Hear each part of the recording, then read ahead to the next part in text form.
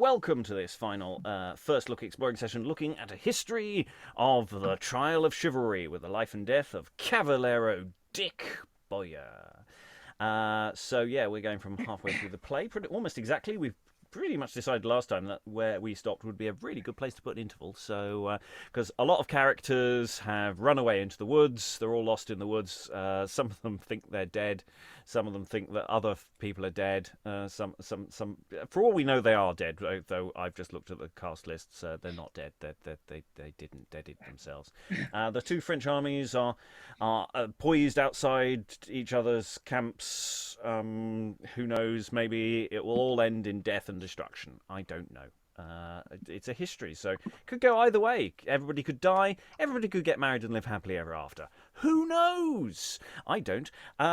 So, reading today, Louis and Bellamira is... Hello, my name is Lynn Freitas. I'm a teacher. I live in the northwestern United States.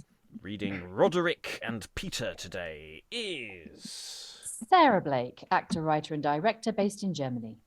Reading the Forrester and Dick Bowyer is... Diroberto, Tucson. Reading Navar and Ferdinand, who hopefully won't talk to themselves, is... It's me, it's Alan. I'm playing a father and son. Call myself Steptoe. Reading Philip and Katharina is... Hi, my name's Elizabeth Amisu and I'm an author based in Essex. Reading Flanders, Clown, and occasionally Peter towards the end is... Dan, actor based in Montpellier, France. Reading A Messenger and Pembroke is... Briony, Sparrow, actor in Lincolnshire.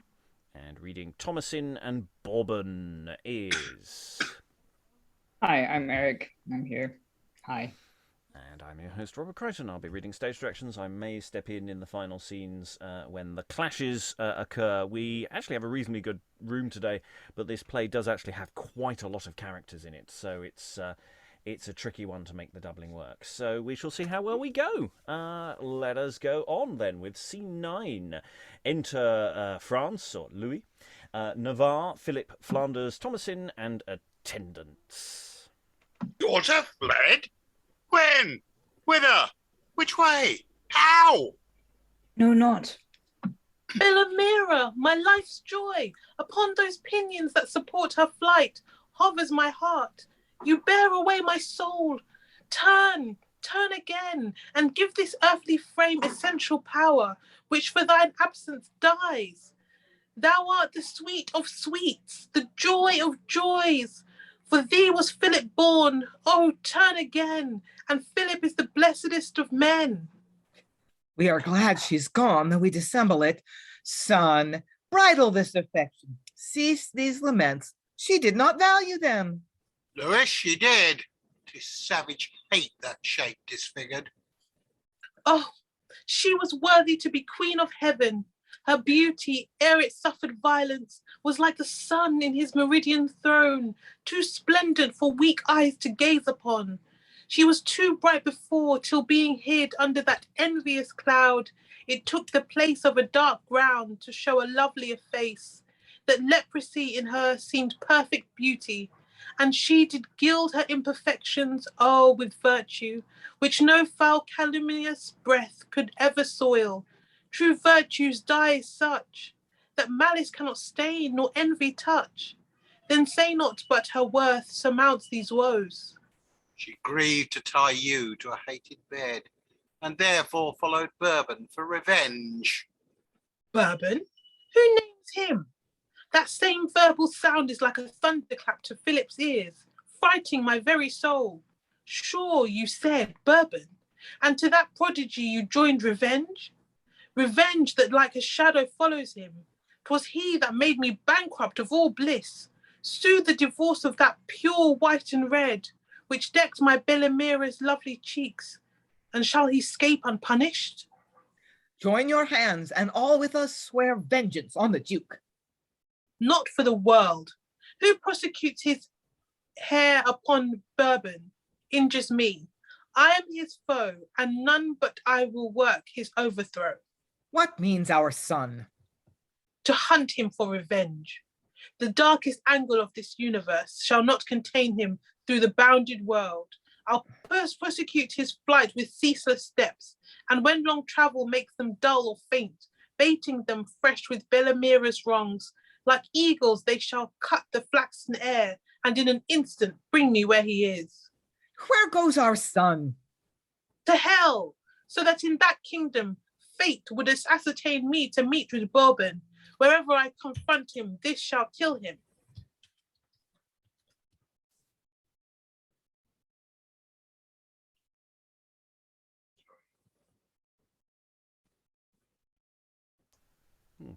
Alan, are we hearing you? Sorry, I'm lost in place in the script.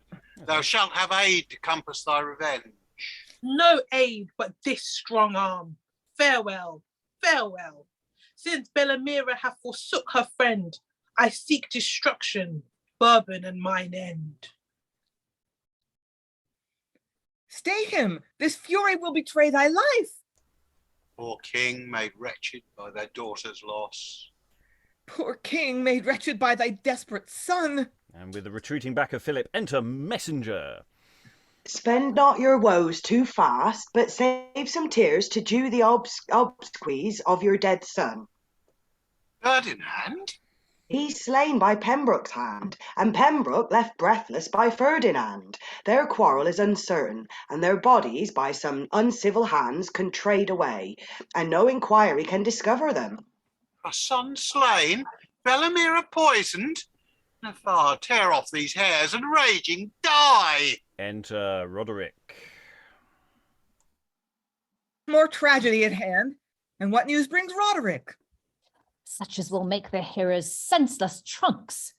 Why do thy, our highness, in your foemen's tents revel away the time, and yield your person to the known malice of your enemies, whilst in your own tents rapine and foul lust grasps your fair daughter to dishonour her? Our daughter? She is slyly stolen from thence. Yet none knows whither, save one sentinel who doth report he heard a wretched lady exclaim, "False Ferdinand would ravish her." That was my child dishonoured by thy son. You wrong him, France. Thou hast betrayed us, king, and trained us to a loathed festival, the marriage of thy stained and leprous child, whilst in our absence, Ferdinand, unjust, hath stained our daughter's beauty with vile lust. If you remember, he and English Pembroke last day forsook your camp as discontent. That proved their loves were feigned and set malice. He came to view our camp, how he might act that deed of obloquy and escape with life. 'Tis France has done the wrong. You have commenced this deed of death on Pembroke and our son, and now to cover it, suggest and feign our guiltless son a guilty ravisher. But render me their bodies. Where's our child? Seek her. Seek Ferdinand. France. Petty king, for this our wrong look to be underling. What drum is this? Are we entrapped, Navar? Fear not. On yonder hill, whose lofty head o'erlooks the under valleys, royal Bourbon, attended by 10,000 soldiers, craves peace and fair accord with mighty France. Bourbon, that was the ruin of my child. Summon our forces straight and charge the slave. In Bourbon's rescue, draw our forces up. What means the King of France? To join with him. What, with a traitor and a murderer? He did a deed of merit and of fame, poisoned the sister of a ravisher, a Tarquin, an incestuous Tyrius, and our poor child, the wronged Philomel, arraign the battle straight and join with Bourbon. Hear what we'll urge. Speak then in war and death. In other terms, outrage will spend no breath. And we will speak so loud that heaven itself shall echo with the clangour. Both our children will raise from our remembrance and advance no other thought but how to plague proud France. Conjoined with Bourbon, ere 3 suns shall set in the vast kingdom of Orleans. In a pitched field we'll meet the King of France and that false traitor Duke. Navar, thou darest not. Now by Saint Denis and our grandsire's tomb we'll meet thee. Welcome. Oh, bring valiant men. We'll think on naught but graves and tombs till then. Exeunt, everybody, apart from Roderick. I laugh to see these kings at jar. Now civil discord, like a raging flood swelling above her banks, shall drown this land. Whilst Roderick on her ruins builds his hopes. The King of France, through my suggestion, thinks Katharina his daughter ravished, who, only winged with love, is fled the camp. Pembroke and Ferdinand, in mutual strife, slain by each other, doth confirm my words, and for revenge whets keen the two kings' swords. Exit Roderick. We were just discussing when we were sort of introducing new readers today to who everybody was and sort of going, is Roderick, a bad un, or is he just, a little opportunist? No, he's a lying, evil sod, because he just turns up and just sows division between the two camps. We were talking last time that the last scene felt very much like something to go before an interval. I think Briony was made that point, and this scene feels very much to pick up after an interval. It really works well for a modern audience because it sort of briefly re-explains some of the plot in a way that is moderately satisfying. Philip is doing that sort of very machismo thing of going, no, Bourbon is mine. No other man can kill him. And then the messenger enters, and my God, that messenger needs to go to messenger training school. It's just basically, hi everyone. Have you been practicing your crying? I've got some more crying to come up with. It's just, wow, that messenger. Oh. Yeah, so again, this play is just sort of keeps throwing stuff at us for effect. We've got a drum off, we've got the two armies ready to fight again. We are in a sense reset from where we were at the beginning of the play. Thoughts on the room? Yeah. Who wants to leap in? Lynn. I just love how extra everybody is. Like, they're so over the top emotional, especially Philip. I mean, he's just, she was the most beautiful, perfect, amazing, exquisite creature in the entire universe, and I'm going to revenge myself solely on It's like, dude, chill. And the dads, I mean, they just jumped to the absolute worst conclusion the minute they learn that their sons are supposedly, or the one son and his friend are supposedly, that this has got to be your fault. Well, this has got to be your fault. Can you just talk about it calmly? No, nobody in this play does the whole, shall we just talk to each other for a bit so that we don't have this situation? No, we're having this situation. Explanations are not what we're here for. Briony, then Eric. I remember at the end of yesterday's session, Alexandra talking about how in his speech about how he was still going to love her even though she was disfigured, it was more about himself than her. And then straight away this speech here, he's pretty much like fetishizing her. He's put her up on this ridiculous pedestal. What a ridiculous man, but he's great to watch. Eric. I was just gonna say that I like how Roderick has gone from sort of motley to sort of villain in one scene. Because he hasn't really done anything yet. He's been complicit with crimes, but he hasn't actually enacted them.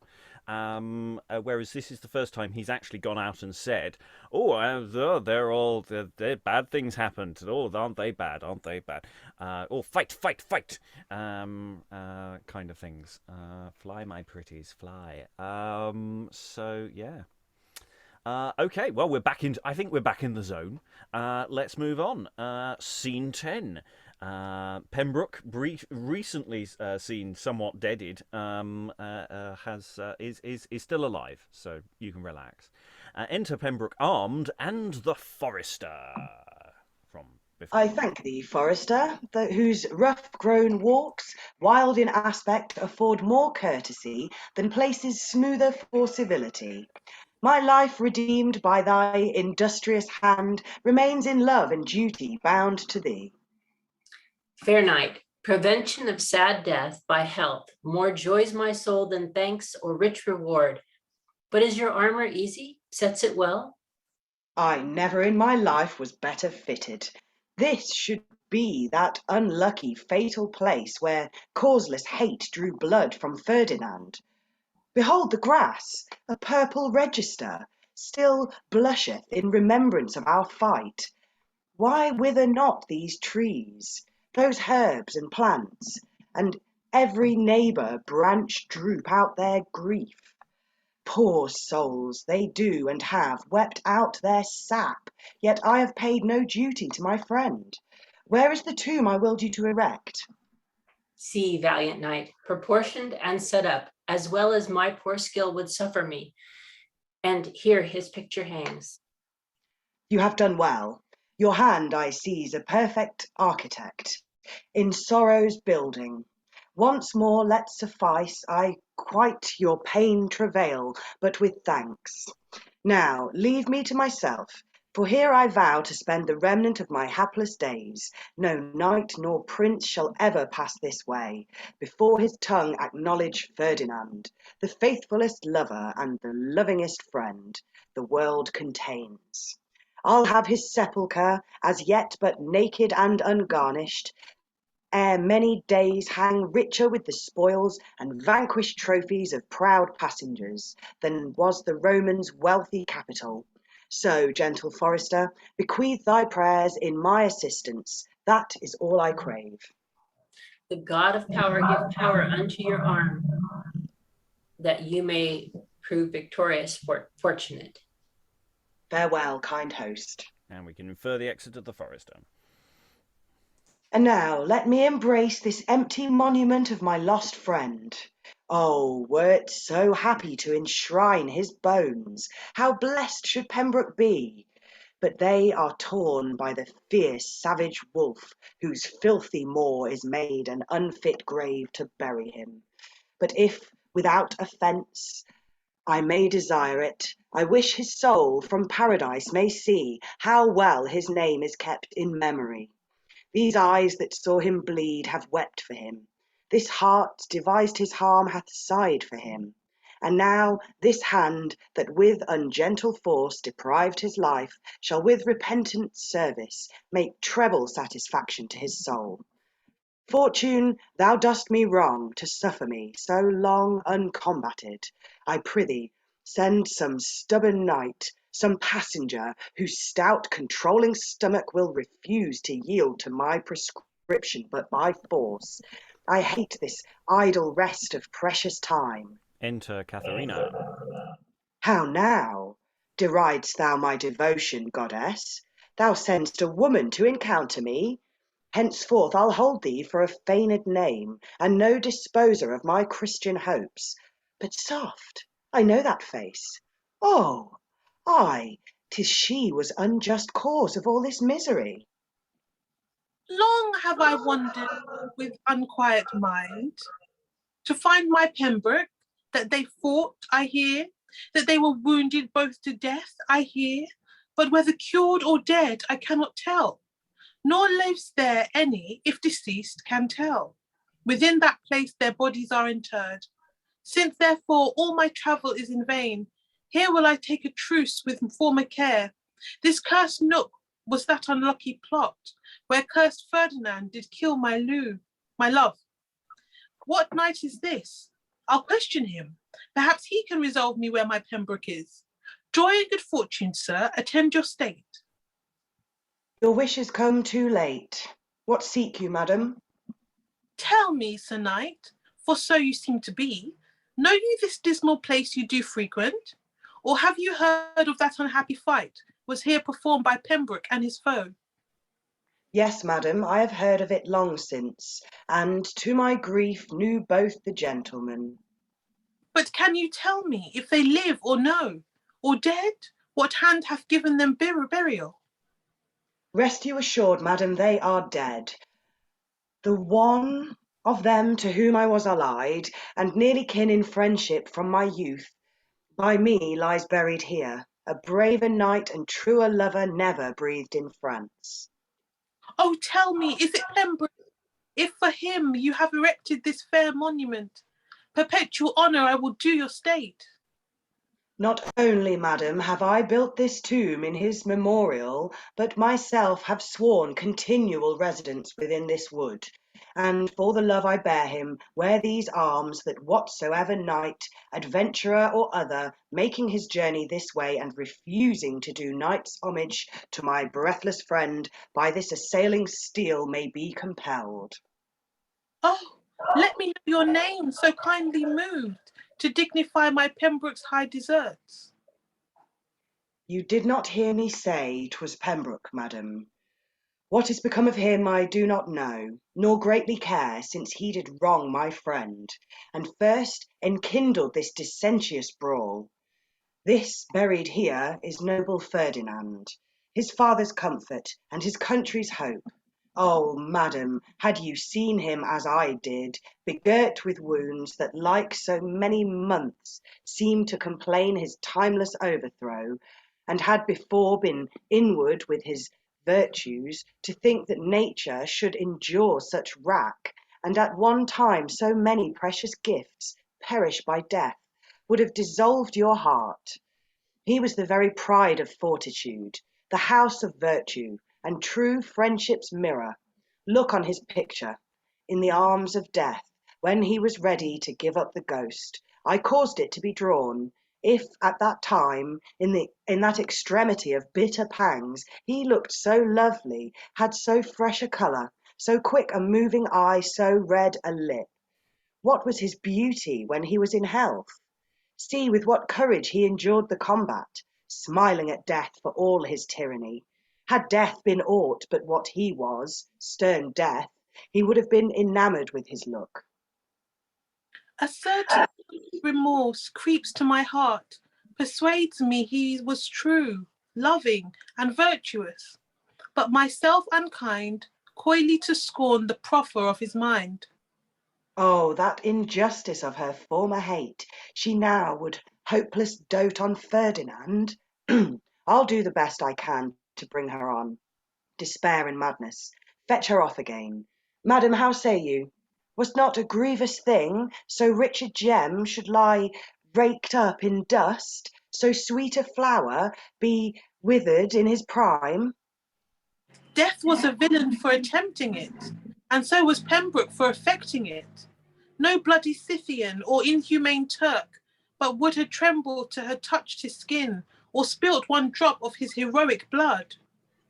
Had not that lady then an iron heart, a rude, ingrateful mind, a savage spirit, that knew this virtuous, honourable knight, this gracious shape and unmatched excellence, to be entangled with her fervent love, to serve her in all loyalty of heart, to reverence and adore her very name, to be content to kiss the lowly earth where she did set her foot? And when he sued for grace, to scorn him, to deride his sighs, and hold his tears and torment in contempt of all that ever lived, deserved she not the world's reproach and time's perpetual blot? Heard you ever speak of such a one? Oft times, but chiefly then, when he perceived his hurt was mortal, and no way but death. At every groan he called upon her name, as if that sound were present remedy. And when insulting death drew short his breath, and now was ready to close up his eyes, farewell, quoth he, where'er I find a shrine, my soul fly thou to beauteous Katharina. That ruthless mind, that iron savage heart, so greatly loved and so little loving, breathes in this breast. 'Twas I returned disdain for deep affection, scorn for loyalty, and now compassionless shall pine myself. Oh, Ferdinand, forgive me, Ferdinand, enjoin me any penance for that wrong. Say I shall tread a tedious pilgrimage to furthest Palestine, and I will do it. But are these my lines? Yeah. Okay. But peace, fond woman, these exclaims are vain. Thy Ferdinand is dead and cannot hear, as thou wast sometimes deaf and wouldst not hear. A just reward. Come, madam, have you done? Give me the picture, I may hang it up. Oh, take it not away, since I have lost the substance. Suffer me to keep the shadow. Methinks so long as this is in my hand, I clasped by Ferdinand between my arms. So long as I behold this lively form, so long as I refreshed by his smiles, so long, methinks, I hear him speak to me. Knew I the painter drew this counterfeit, I would reward him with a mint of gold. If such a pleasure you receive by this, I tell you, madam, I shall shortly have his whole proportion cut in alabaster, armed as he was when he encountered here, which, kneeling, shall be set upon his tomb. On that condition I will gather flowers, and once a day come strew them at his feet, and once a day pay tribute of choice thanks to you, the furtherer of my happiness. Till then, I placed the picture where it was. And in a moment, some more people are going to come on, but it's a long scene, so we're just going to pause there. There's Pembroke's, I say, not dead. Thanks to Forrester. Thank you very much. Nice armor. Enter Katharina. He's in disguise with the armor, so she doesn't recognize him. He talks about thoughts in the room. Who wants to leap in? Briony, then Sarah. Yeah, there was what is wrong with the men in this play? But at the start of the scene, so he's going on about how he owes his life to the Forrester. Blah, blah, blah, I'm in your debt. By the way, Forrester, have you made me that tomb that I demanded you make for the guy that I killed? Thank you very much. Now I'm going to just not be in your debt anymore and live on my own, being a weirdo, pretending to not be myself next to this tomb. And then as soon as when she comes on set, he's like, yes, I made this tomb. Yeah. Oddness. Yeah, but it's perfectly reasonable behaviour. I'm sure it happened all the time in the early modern period. Sarah. I'm confused. To be fair, those who were here yesterday are actually a little confused as to what's going on in this scene, but carry on. Oh, okay. I was thinking maybe it's because I wasn't here yesterday, but from what I understood, Katharina was supposed to be in love with Ferdinand, but wasn't, actually fell in love with Pembroke. Yes. Right. So I'm not entirely sure why he's in disguise, but anyway, when he's going to see her, but that's fine. That's a separate issue. But then why is she now moping over the death of Ferdinand? I mean, it's one thing to say oh gosh, I'm sorry he's dead. And it's quite another to be doing this. I mean, Lynn was saying earlier that the characters are all a bit extra, and if he wasn't the one she was in love with, why are we getting all this from her? I am so confused. I think various people have answers to that. I'll go to Eric, then Lynn, then Briony, then Kyle. Basically, he guilt tripped her into isn't he the most beautiful guy you've ever seen? Isn't he the pinnacle of manhood and that kind of thing? And she just to be fair, Pembroke is just following on from what he was trying to do earlier in the play when Ferdinand was still alive, which was get her to love him. I mean, the fact that he's doing this to someone he thinks is dead, it is a weird thing. Anyway, Lynn, Briony, then Kyle, then Alan. Yeah, basically, Pembroke, in not his own person, it wouldn't work as well if she knew it was him, convinces her that Ferdinand was a worthy gentleman who loved her and it was wrong of her not to return his affection. Making that seem persuasive will be a challenge. But the performance style, we were discussing that the whole thing's quite extra, so I feel like we're in that sort of melodrama universe of you believe one thing until you don't, and actually you don't need to have a progression in your intention. You just have to go for it, and now you've been guilt tripped. There you go, off you go. Be guilty. Briony, then Carl, then Alan. Yeah, I think personally that in his own mind, Pembroke has decided that this whole situation is her fault. It's her fault that his friend is dead. So, and that's what he's now telling her. but as somebody other than himself, you caused this horrendous row, these two men to die, probably. I don't know what's happened to the one that I actually am, but the other one's definitely dead. Yeah, I think he's decided it's her fault. That's the impression that I got from reading it. Yeah, and he does explicitly say it. Oh, 'tis she was unjust cause of all this misery. He's actually blaming her for all the problems that are going on. Whereas sort of going, well, it's kind of Roderick being a bit of a dick.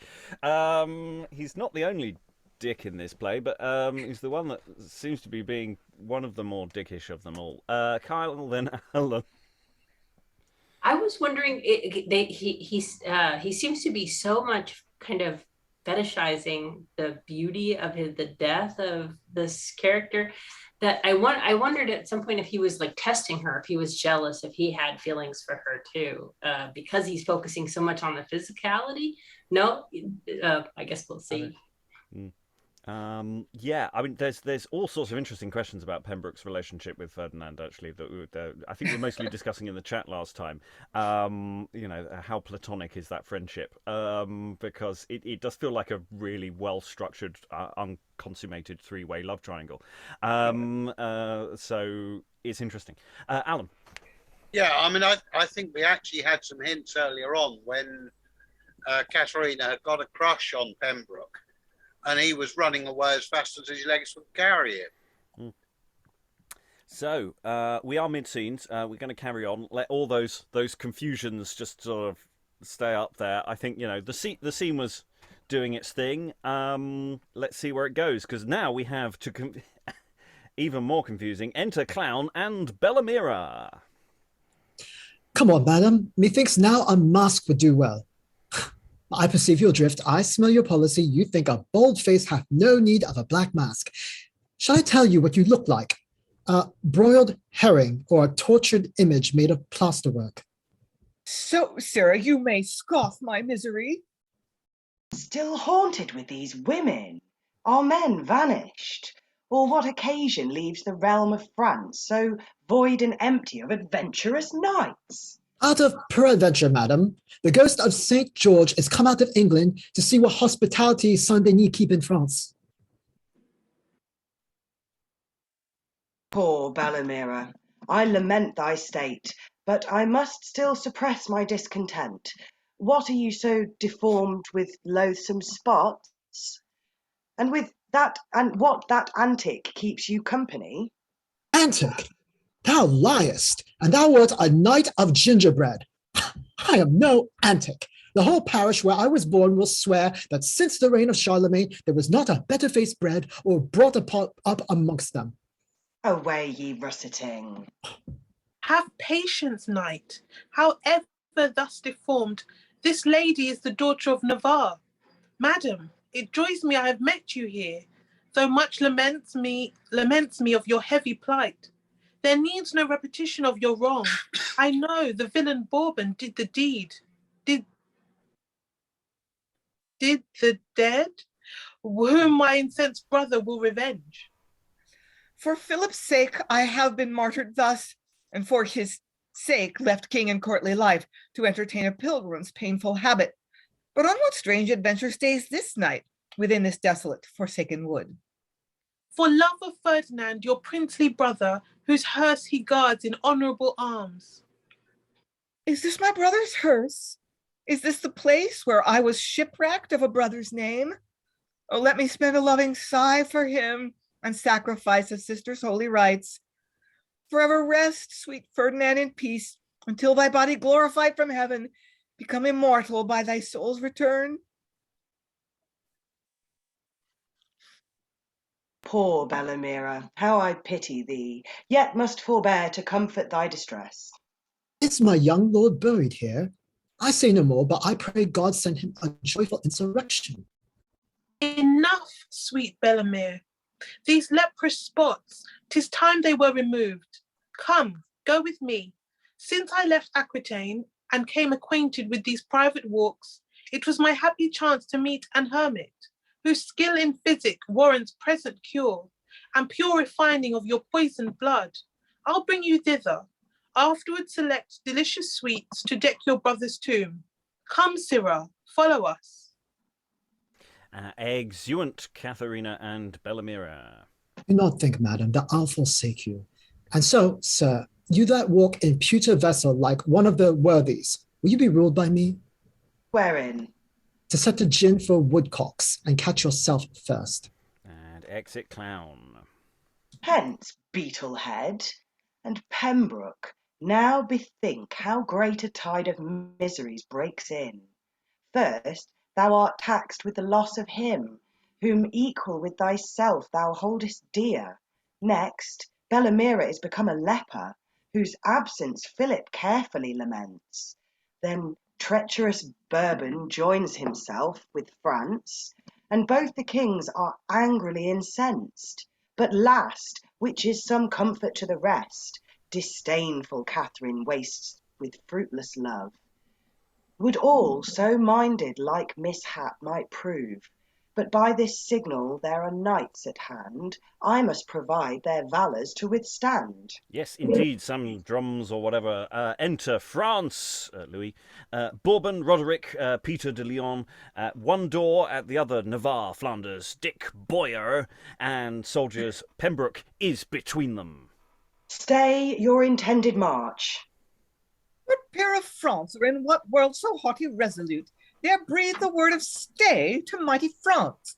Or what art thou, presumest to stay my course? A knight I am, and to adventures bound. This monument erected for my friend, by me is guarded. If you mean to pass, you must do homage, or else fight with me. Homage of me? No, I am king of France, and in subjection to no earthly power. Thou knowest not what thou sayest to challenge us. Any such inferior privilege, what homage is it thou requirest of us?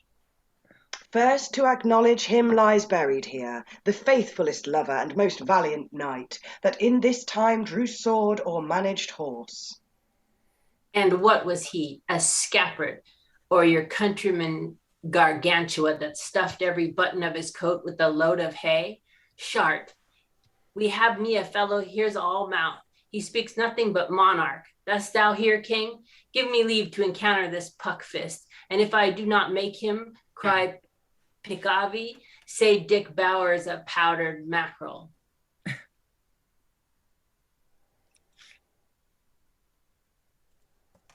My blood begins to boil.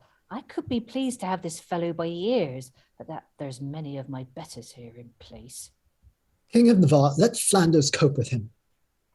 Imperial France, give Bourbon leave to try the hazard of a combat with this boaster.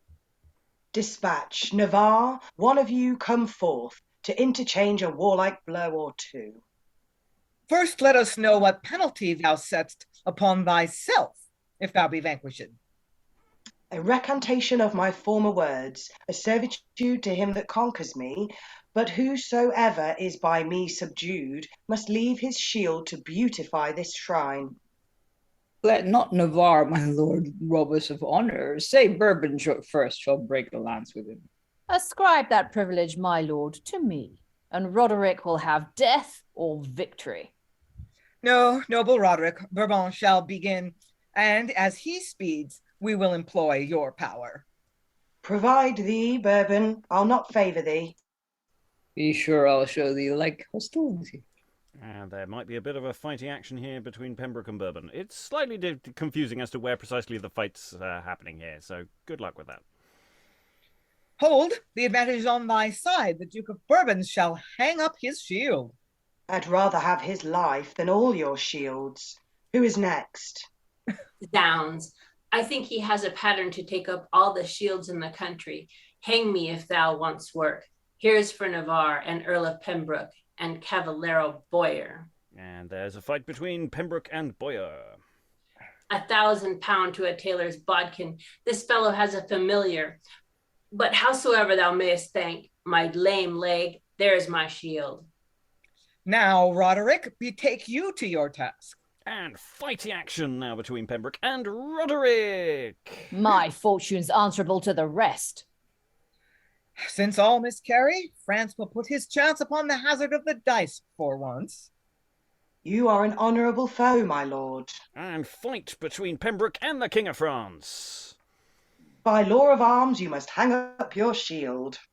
I yield to law, and by approved valor. King of Navarre, will only you sit out? No, King of France, my blood's as hot as thine. And this, my weapon, shall confirm my words. And the final of the 1980s fight sequences of one fight at a time, Pembroke and Navar. Navar, down to Shart, this fellow hath the trick of it. If he be not a witch or some devil, let me be sticked into a carbonado. Thou son of chivalry, now let me now entreat to know his name, for whom thou reapst this honour, or what he was, whose body's here is interred. A valiant knight, his name young Ferdinand, slain by misfortune of a friendly hand. Is it my son thou makes thy valour's prize, and strivest so to eternize with thy sword? Let me embrace thee, not alone my shield, but I will leave my heart upon his shrine. My dearest Ferdinand, I would my sighs or sad lamenting tears might have the power, like balm, to quick thy benumbed joints. Then would I drown this marble ere I went, and heat it hot with vapour of my breath. Navar, this now may testify thy wrong in false accusing me of his remove. Thou mayst be guilty still, for aught I know, but though I find him dead, I find not yet the tragic manner of his hapless end. Thou mayst as well have murdered Ferdinand, and favour him that hath poisoned Bellamira. Injurious king! It was base Ferdinand on whom just heavens have shown just revenge here, ravished my Katharina, and conveyed her hence, where I shall never more behold her face. 'Tis false, and we'll maintain it with our swords. 'Tis true, and we'll maintain it with our swords. By heaven, the tongue profanes the sacred name of Ferdinand with any villain, I'll cut it out, or stop his throat with blood, and so dam in his blasphemous upbraids. Content thee, knight, I'll ease thee of that labour. Tomorrow is expired the time of truce. France, on with thy battalions to the plain thou wast prepared before to pitch upon. I'll meet thee there. And I will meet thee there. Sound drums and trumpets. Honored knight, farewell. Who shall survive next morn? Strange news shall tell. And they all exit, leaving Pembroke alone with his tomb. Thus heady rage, blind in her rash resolve, drew Ferdinand and me into the field, as now it doth these hot incensed kings. Were't not my vows prohibit my desire to stay the inconvenience of this fight, I would discover where their daughters are, to show the error they are shrouded in. But time hath run a desperate course with me, and desperate let them run to misery. And here comes a straggler of their army. Stand. Enter Philip. What voice is that presumes to bid me stand? His that can force thee if thou wilt not stand. By this bright air reflecteth on my sword. If the whole army of Navarre had said as much to Philip, yet he would not stand. And thou but one? How darest thou proffer it, knowing how sharp a spur doth prick me on? The death of Burbon for my Bellamira. Hang up thy shield as other knights have done upon the hearse of noble Ferdinand, and thou mayest freely pass without control. The hearse of Ferdinand? I honour him. He was the brother of my dearest love. What's this I see? My father's battered shield? The shield of France, of Flanders, Bourbons too? It cannot then impede or prejudice the name of Philip to consort with such, especially being done for Ferdinand. There is my shield, and knight, but for my haste, I would expostulate of other things. But after traitorous Bourbon I have slain, knight, look for me, I'll visit thee again. Now, Roderick, keep thy word, and I am blessed. But if thou fail, I'll forward with the rest. Exit Philip. Successful action sit upon thy sword. This net of sorrows I perceive entangles. Not only Pembroke, but the court of France. Navar and his associates are all touched. Time look upon us, and at last determine this heart-dissevering tumults with a peace. Enter Ferdinand. Since Ferdinand, by gracious providence, thou art recovered of thy mortal wounds, with the new life thy body is revived. Revive the ancient passions of thy mind. Think on thy friend, on Pembroke take remorse, whose honoured life thy hasty hand cut off. This is the place, as I remember me. What's here? A tomb? Who hath prevented me in my religious duty to my friend? You, knight, I doubt not, can resolve me. What art thou? Stand. A knight, and fain would know what sacred monument and tomb this is. His, whilst he lived, that of the world's increase was the most loyal friend and valiant knight, which thou must likewise ratify with me, and hang thy shield up to adorn his hearse, or venture combat for denying it. His name, I pray thee? Ferdinand. What's he acquainted with my name? Like someone loved Pembroke, and supposing wrongfully me slain by him, to satisfy for that, observes this honour in my memory. Be not thou, Ferdinand, grateful then, but stand for Pembroke, as this night for thee. What answer givest thou? Shall I homage have? Not for his sake thou namest, not for Ferdinand. There lived a knight excelled his petty fame, as far as costly pearl, the coarsest pebble, an English knight called Pembroke. Were his bones interred here, I would confess of him much more than can thou requirest, and be content to hang both shield and sword upon his hearse. How comes this stranger by my name? Belike he was affected unto Ferdinand, and for his sake, hearing he did me wrong, covets to make amends, or means to prove, if I embrace him with unfeigned love. He shall not doubt of that. Once more I say, 'twas Ferdinand was the renowned knight of all the world. But I deny that saying, giving to Pembroke that preeminence. For Ferdinand my valour will I try. In Pembroke's valour I will fight and die. And they fight and, thankfully, at long last, discover each other in fighting. So presumably they knock their visors up or something. Either I dream, or this is Ferdinand. My sight eludes me, or stout Pembroke lives. Thrice happy, honoured, I do embrace my friend. Welcome, oh welcome, Pembroke, to mine arms, whom I imagine death had ta'en from me. The like did I by princely Ferdinand, but that he lives my soul confounds with joy. Tell me, dear friend, since our unlucky fight, have you heard aught of my disdainful love? Of her and all the rest. Her father lives, this is his shield, and this is great Navar's, this Roderick's, the Duke of Orleans, and this malicious Burbon's, all the which I forced from them to beautify thy shrine. But 'tis of Katharina thou desirest to hear.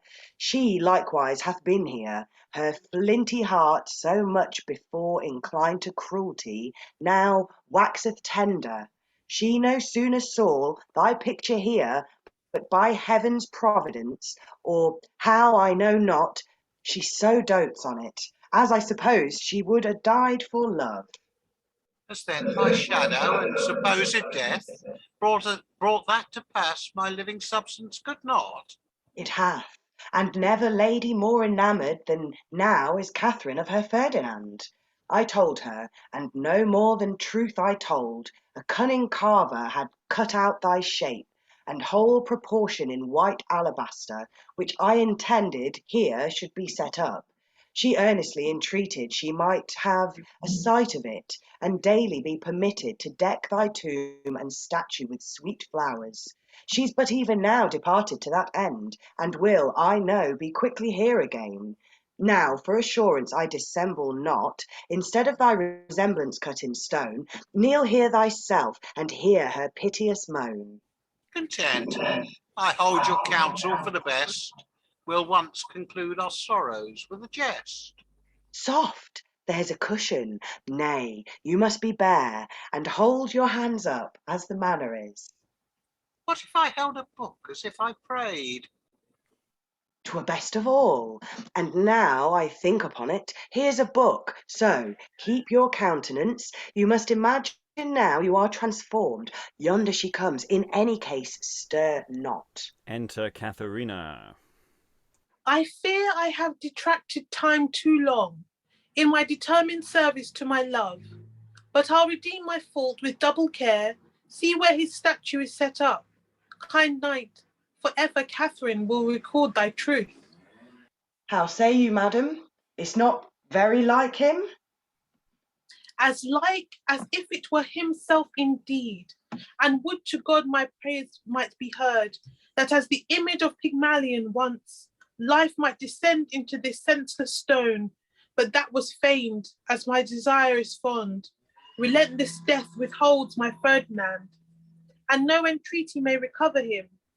In token then I do repent my scorn, that I was cruel to so kind a friend.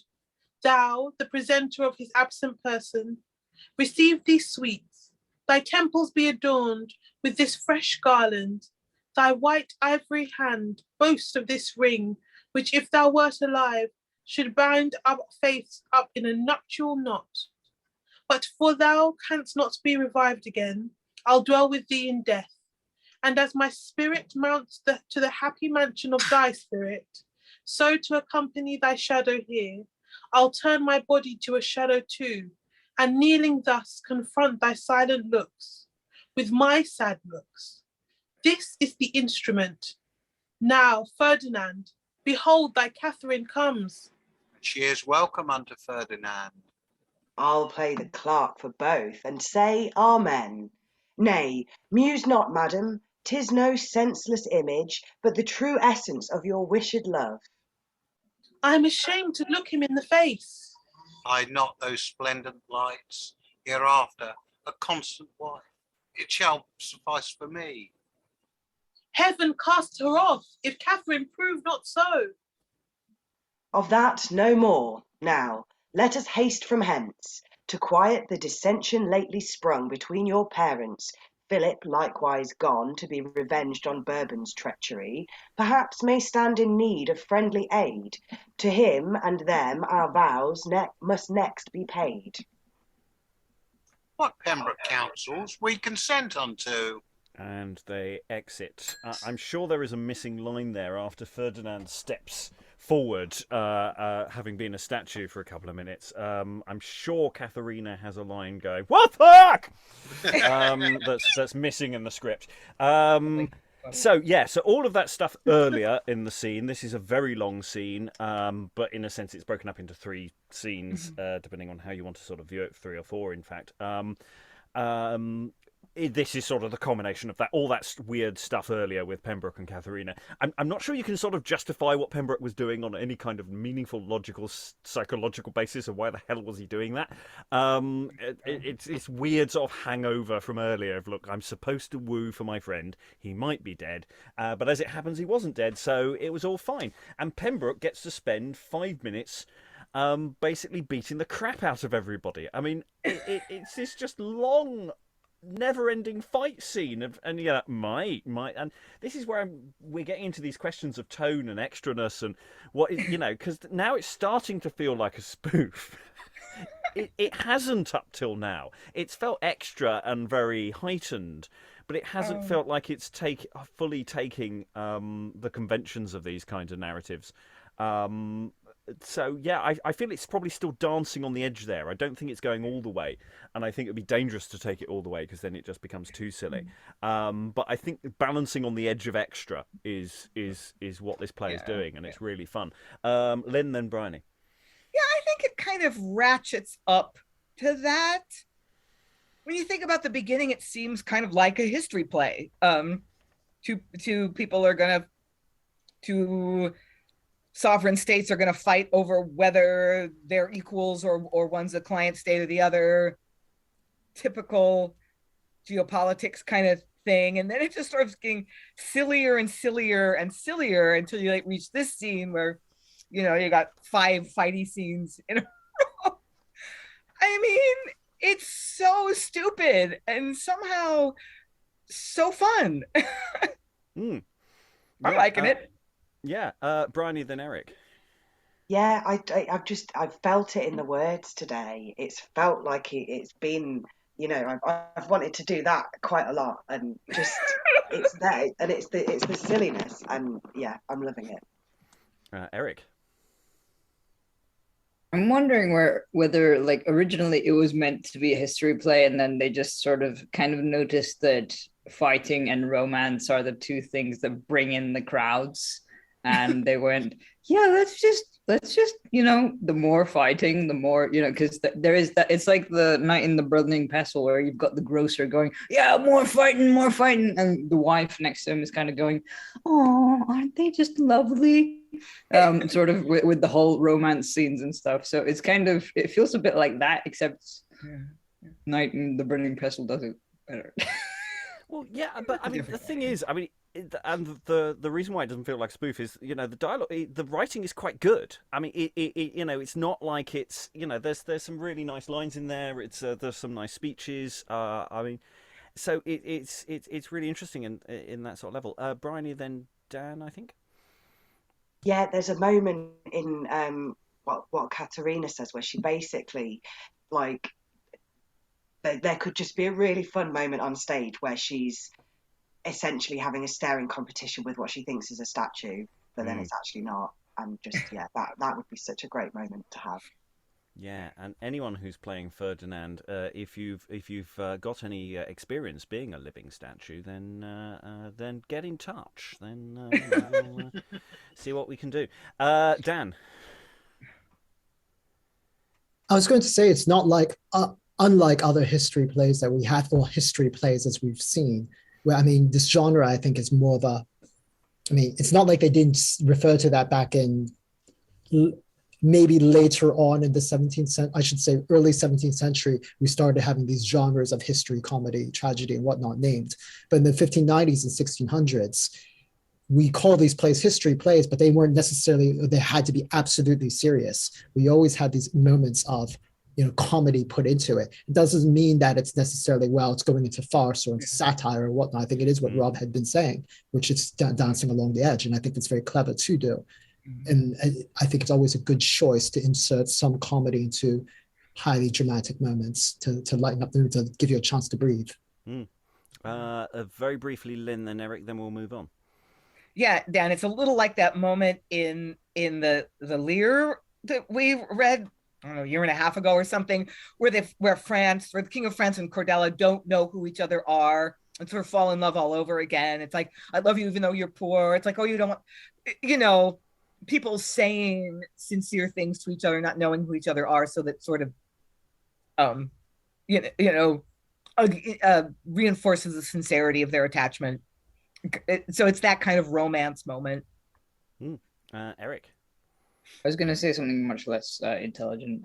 Basically, I like how, they sort of ended the scene on, let's go help Philip, who's going to avenge himself on Burbon, as opposed to, Katharina stepping in to go, yeah, actually, we fixed that problem in the previous section of the scene, but hey, you weren't here, so it doesn't really matter. I like how she kind of was, that part was omitted because we need that sort of add fuel to the fire in the next bit. Mm-hmm.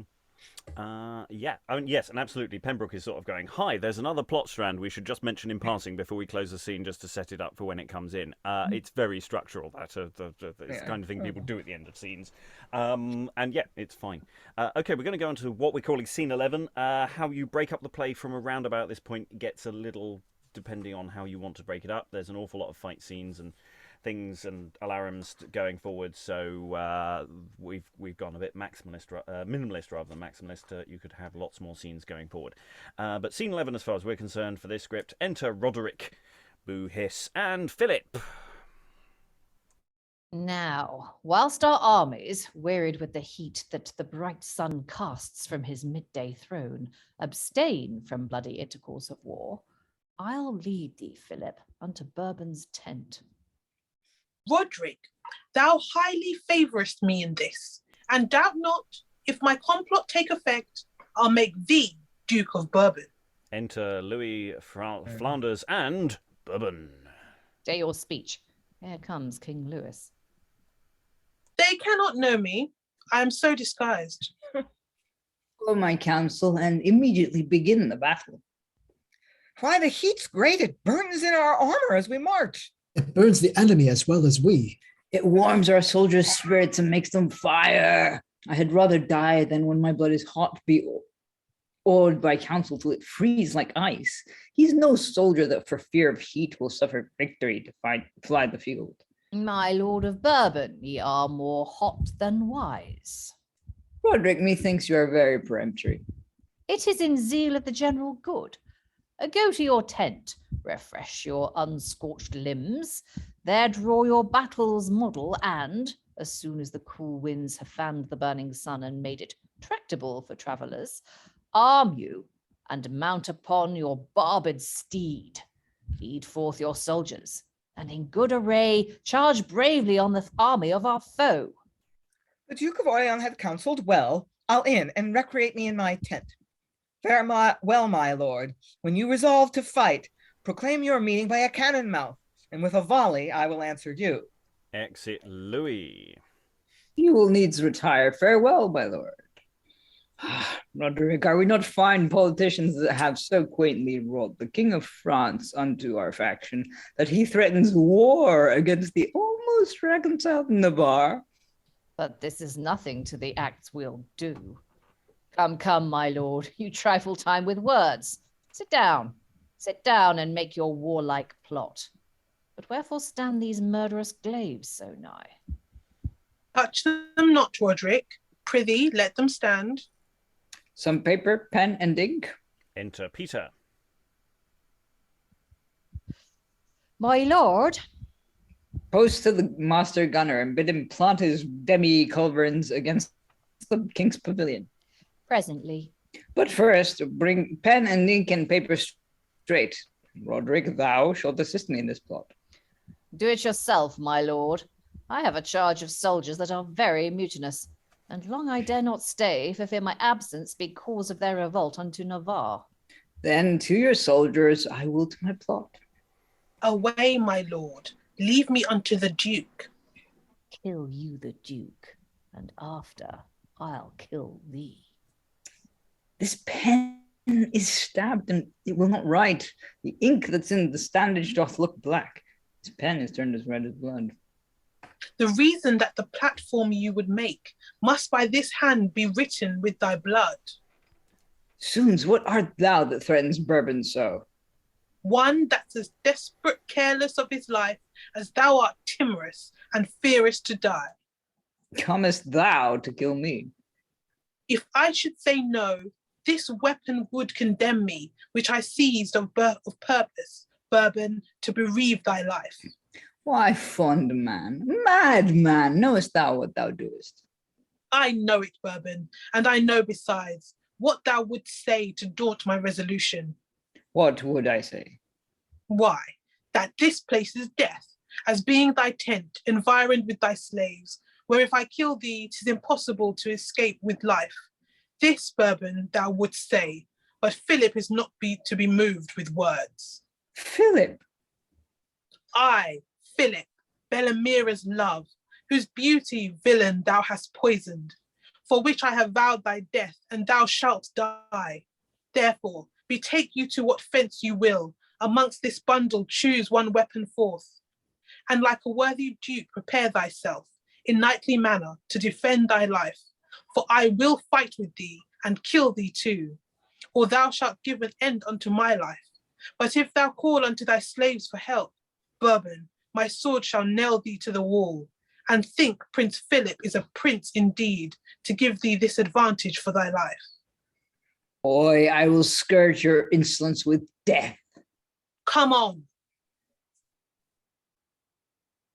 And there's a fighting action, and Philip kills Bourbon. Oh, I am slain. Murder! Murder! Bourbon the Duke is slain.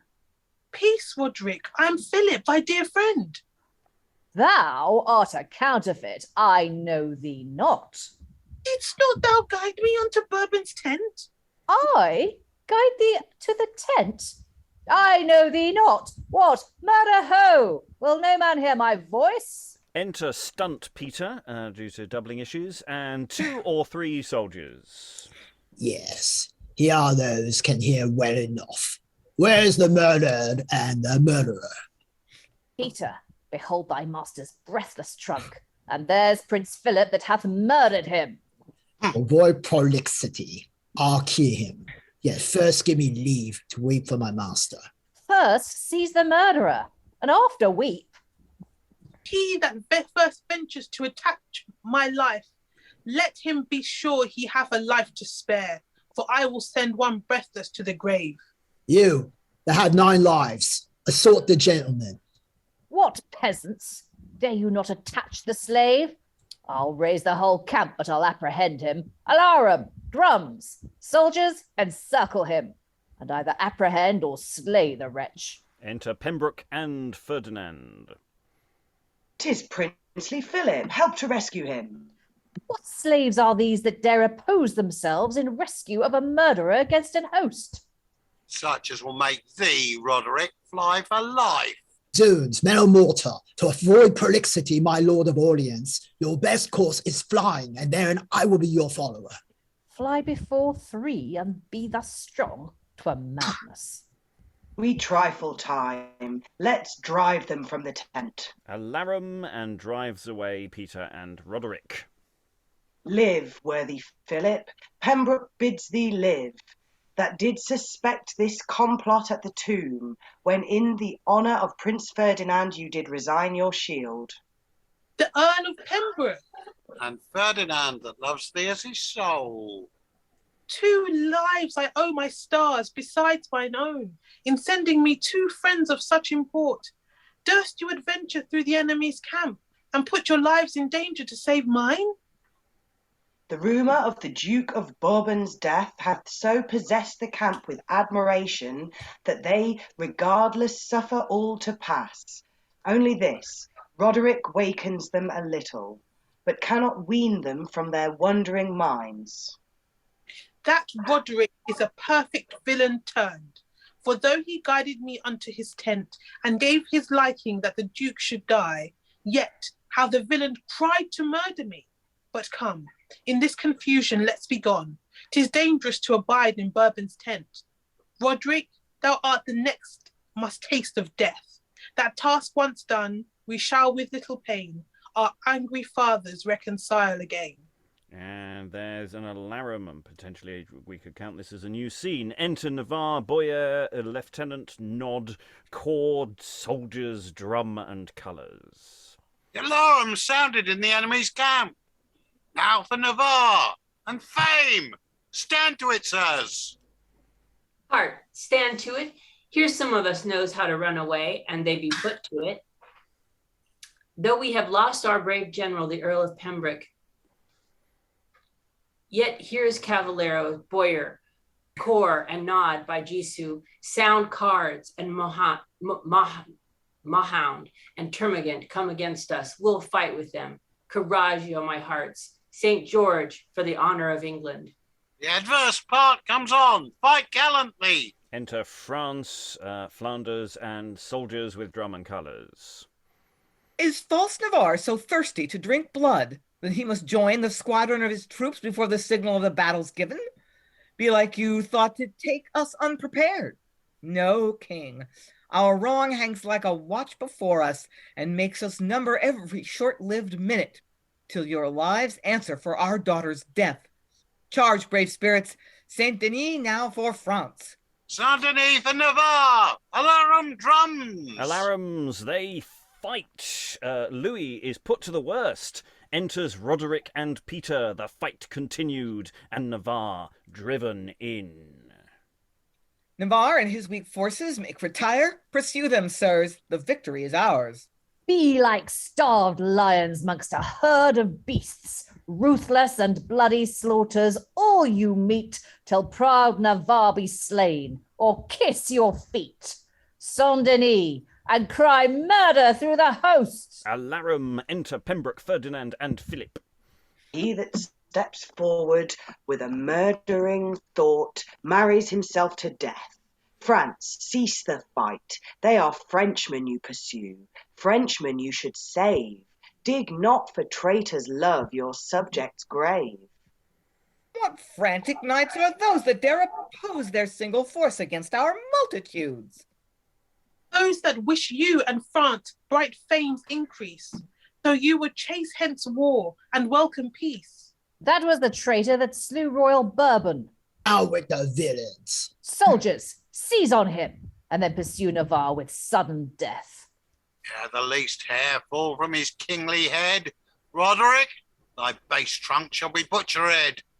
Will you accept of peace? Follow Navar. Down with that murderer. Soon, then, in spite, we'll save Navar and chase you hence in flight. Ha, ha, ha. Nay, smile not. Though our numbers few, our great hearts tell us we shall conquer you. Alarum and St. George. Alarum, they fight. Enter Navar and his forces. France, Louis, is chased away. France and his daunted forces give us ground. Charge! Charge again, and we're conquerors.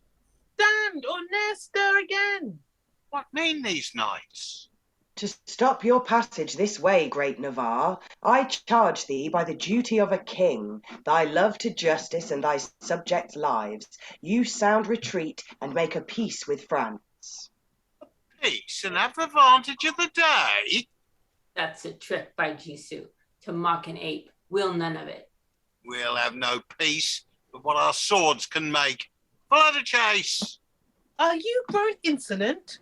For one light puff of fortune proves it so. Nay, then our swords turn to your overthrow. Alarum, they fight and drive in Navar. That was my father you fought against. You did as much to mine. Princes, agree. Force cannot end this war, but policy. Therefore disperse yourselves, and let our squires with trumpets in their mouths sound loud retreat. Where you perceive the fight most violent, the strangeness of which act will straight amaze, when they shall hear both peace and war denounced, and one self-instant they will soon retire, to know the issue. Princes, fall to work. 'Tis work of charity. 'Twould do me good if we could end this battle without blood. I hope we shall. Farewell, alter my charge. The like will Pembroke. It is not last. Yet though I seek the safety of my friends, Roderick shall lose his blood ere this fight ends. Alarum, excursions, enter Peter leading Thomasin. Struggle not, strive not. Your sweetheart Bowyer cannot save you. Without prolixity, you must go with me. Help! Help! And the god of war come in thy defense. My humor is to kill him. Come away. Enter Bowyer. By Jisoo. And you go this way, you must pay custom. Zounds, you pickhat, Cavaliero, petticoat monger. Can you find time now to be catching Thomasin? Come, deliver, or by Sennacherib and the life of King Charlemagne, I'll thrash your coxcomb, as they do hens at Shrovetide. No, will you not do, you tan fat? Zounds, then have at you. They fight. Bowyer hath the wench, rescued by France, recovered by Navar. Philip meets Roderick, rescued by Peter. Retreat is sounded. The enemies begin to retire. Roderick is chased by Philip. Enter at several doors after retreat sounded Pembroke and Ferdinand. Are the kings served? Will they buy us a peace? Peace is a welcome guest unto their hearts. But Roderick, like a greedy, envious churl, fearing to spend his wealth, still keeps them back. 'Tis he exasperates the prince's hate, and when our trumpets call them to retire, he with war's clangor sets them on again. Unless he be removed, our labour's lost. It shall not, for I'll seek him through the host. and with this sword pare off the traitor's head. Do, and I'll scour these ranks. If Pembroke's eye encounters his, he meets his tragedy. And there's another alarum. My word, what a lot of alarming. Enter Philip pursuing Roderick. Stay, warlike friends, and aid me in revenge. That is Roderick. Here's the traitor. Strike him down. Who lifts his arm at him, strikes at my breast.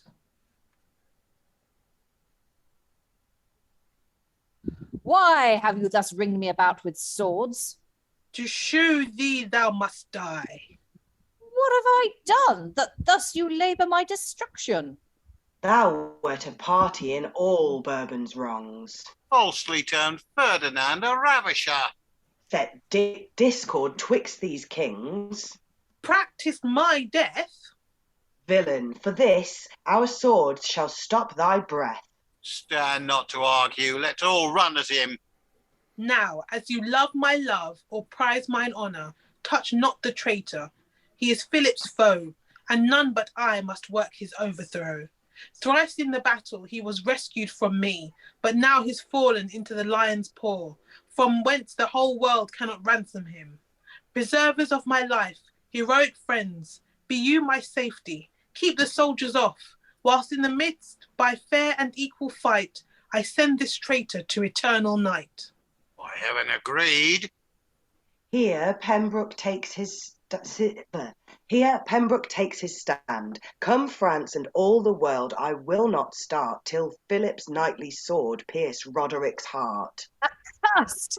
I am betrayed, encompassed round. Now life and hope and state must kiss the ground. Roderick, thou seest, all ways are stopped to fly. Be desperate then, fight bravely, and so die. And indeed, alarum and they fight. Enter to Pembroke, Navar, Bowyer and soldiers, to Ferdinand, Louis, Flanders and soldiers, and they fight and keep them back. Roderick would scape, but still kept in the midst and killed by Philip. Now are his treacheries repaid with death. Philip and Pembroke, sound your retreats. With better hope, in him all hatred ends. The kings will now love peace and soon be friends.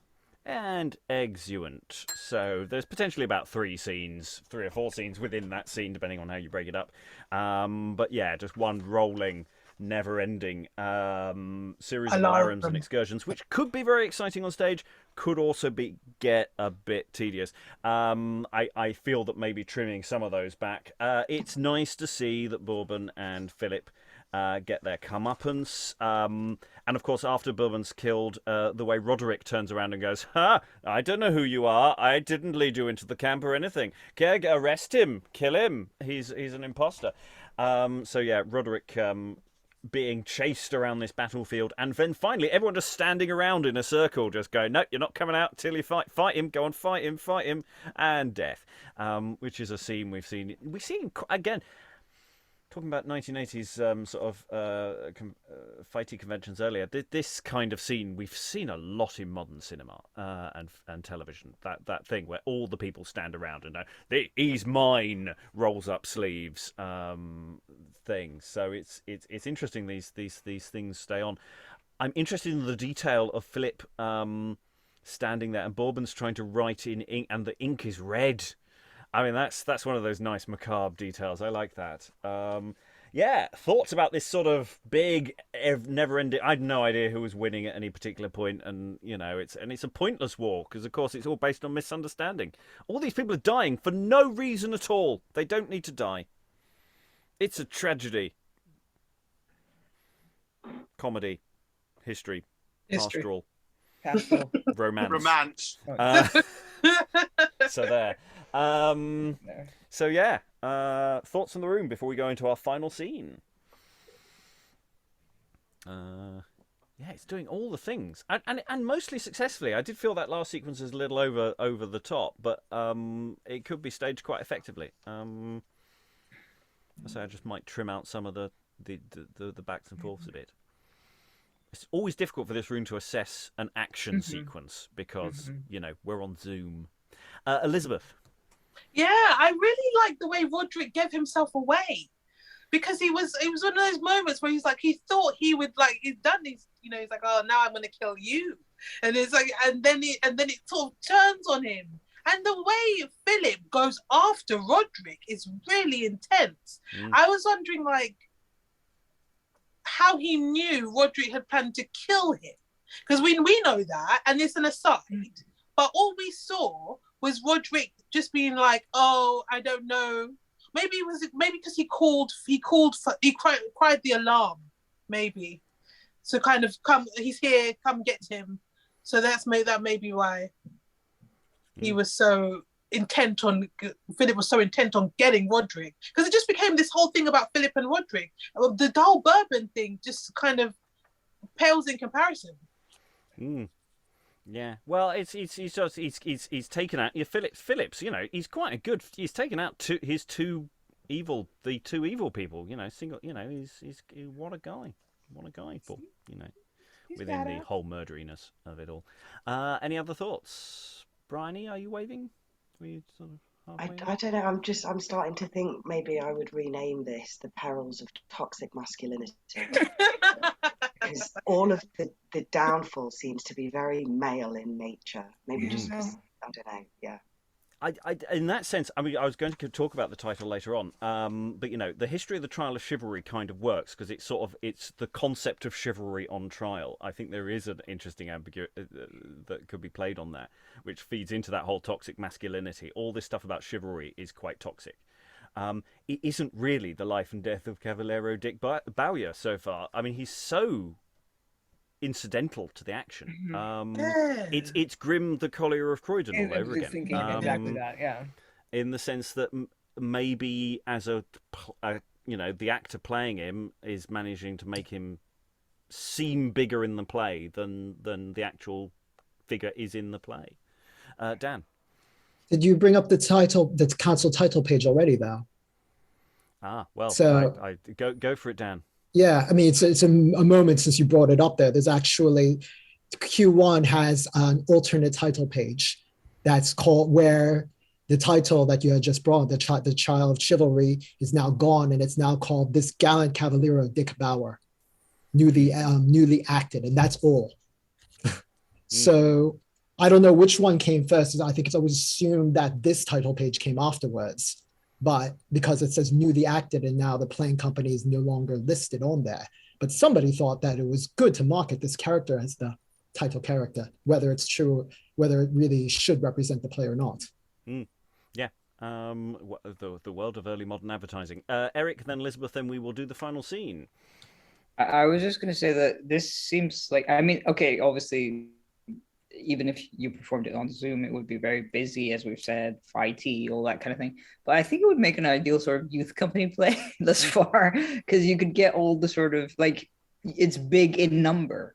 So unless you can pay that many actors, or unless you can double it down to, that many people, I don't know, small number of people, then, because you need to flesh out the, pun intended, the fighty scenes. Otherwise it would be like, hey, look, they got lost in the fight. Oh no, it kind of, you need the sort of padding, I guess, is what I'm saying. There are an awful lot of characters. In fact, we had some, again, talking about the Dick sort of plot line. We have Thomasin, this character who vaguely got introduced at the beginning of the play and sort of vaguely is being kept in mind. There's this sort of, in theory, love triangle there in between Peter, Thomasin, and Dick. Which, gets resolved here. Dick rescues Thomasin. But Thomasin is so not really a character in this play. I mean, in this session, what has Thomasin said? Help, help! That's the lot in this half of the play. So, yeah, again, I'm kind of thinking that, that whole, to a large degree, that whole subplot possibly could get removed almost in its entirety. Not to say get rid of Dick, but get rid of that, a lot of what's going on with Peter and Thomasin, because I don't think they do anything. I'm curious about it. Anyway, we have a scene to do, and who was there? Somebody else I didn't go to? Elizabeth. Yeah, really briefly. I think we've had this before. I'm not, my memory is not as good as Eric's. So I can't remember the specific play where we have this kind of random character that the plays become eponymous with, and he just seems to be a side character. But I feel like maybe the audiences loved Cavaliero Dick. They liked Bowyer. Maybe he was hilarious and he was charming and they just thought he was fantastic. He was like Rafe in Night of the Burning Pestle. He just did all the things. And maybe he stood out. Maybe that's why he was used in the advertising. Yeah, there's definitely room for manoeuvre for an actor to really shine with it. He's got some good bits and he's got some really nice dialogue. But he's very peripheral to the overall play. He's not actually on very often, Nice. which is a shame. But yeah, maybe an actor made him bigger. Anyway, we're calling this scene 12, but it could be around the scene 16, frankly, depending on how you break this text up. So, in theory, everybody is exited, but hey, maybe some of them are still loitering upstage. Enter Peter, back to the original actor, wounded, and Dick following. Zounds, never run for the matter. A scratched face cannot serve your turn. We must have bloody noses. Stand on your guard. And I do not make haggis pudding of your guts. I'll never domineer in the long alleys again.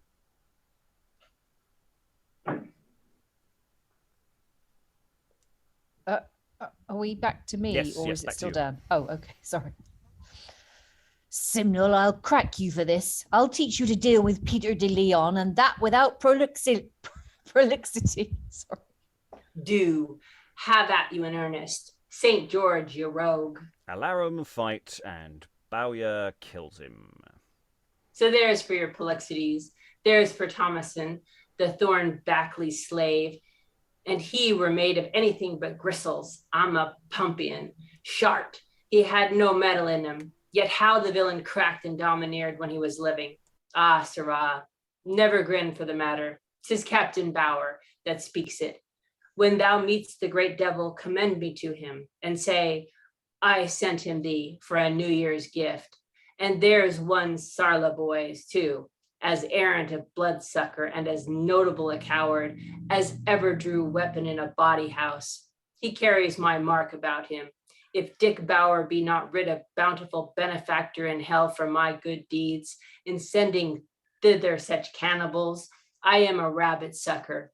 Yet I scorn to vaunt of my deeds too. Farewell, Peter, and learn hereafter what it is to be rival to an English gentleman.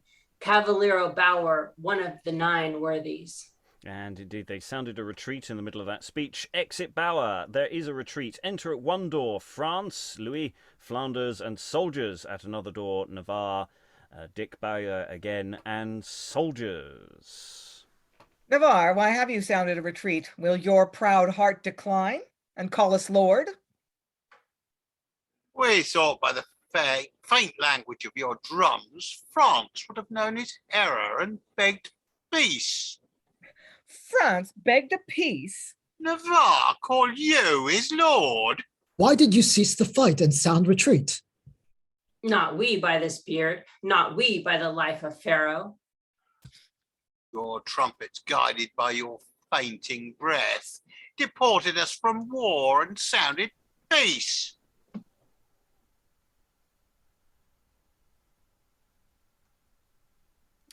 Navar? Oh no, Lewes, rather. Lewes. Oops. France beg a peace. Navar derides us. France, 'tis you that do it. Sound war and bravely let us once more to it. Enter in the midst, hopefully for a resolution, Pembroke, and I'm going to ask Eric to read Ferdinand, please. Eric, read Ferdinand, because we've got a clash, and Philip. Kings of Navarre and France, why do you thus with civil butchery wound this blessed land, which like a mother from her melting eyes sheds crimson tears to see you enemies? Louis of France, wherein hath great Navarre dangered your state, that you should prosecute war with her largest ruin? How hath France sowed such inveterate hate within your breast, that to confound him you will undergo the orphan's curse, the widow's tears and cries, whose husbands in these wars have lost their lives? Ere you contend, discourse your grievances. False Ferdinand, his son, ravished our child. Now, by my knighthood honor in this gage, France, I'll prove you wrong, that Ferdinand. Accuse him.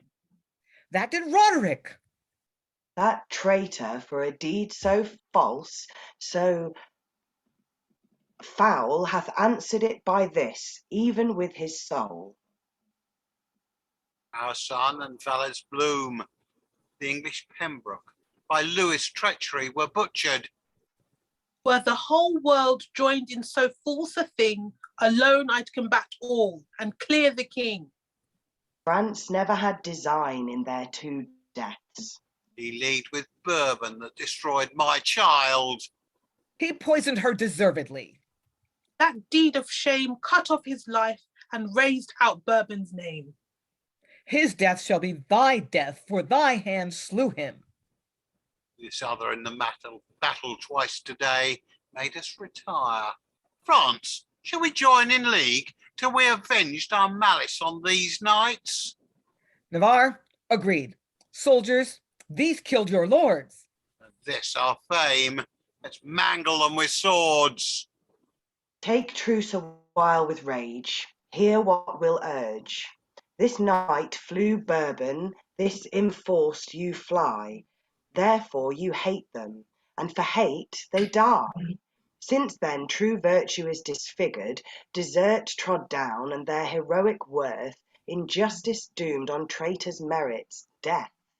Behold these two, which thousands could not daunt, but your ungratitude, on bended knee, yield up their swords to bide your tyranny. 'Twas he killed Bourbon. If you love him dead, show it by paring off this valiant head. Do you the like, to this revenge apace? They fear not threats, and scorn to beg for grace. And they shall find none. Knights, triumph in death. We are your headsmen. Kings shall stop your breath. At which point they take off their helmets. Philip, my son! Young Ferdinand, my joy! Call them not sons whom you would fain destroy. Hold not our age too long in deep suspect. Art thou Ferdinand? And thou, Philip? We are the friendly sons of adverse parents, your long-lost children, those supposed slain. We live and come to joy your age again. Welcome all earthly bliss.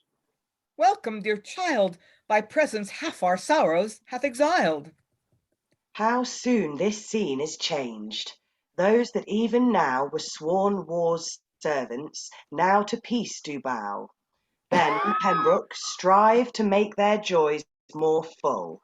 See, kingly father to that princely son.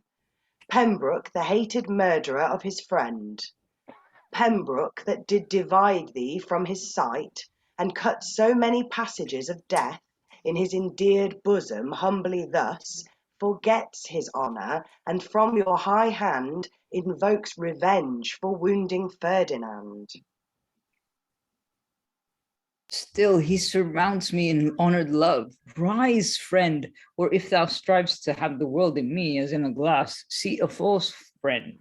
Behold, I kneel and here proclaim to all my friendships broke, but thine substantial.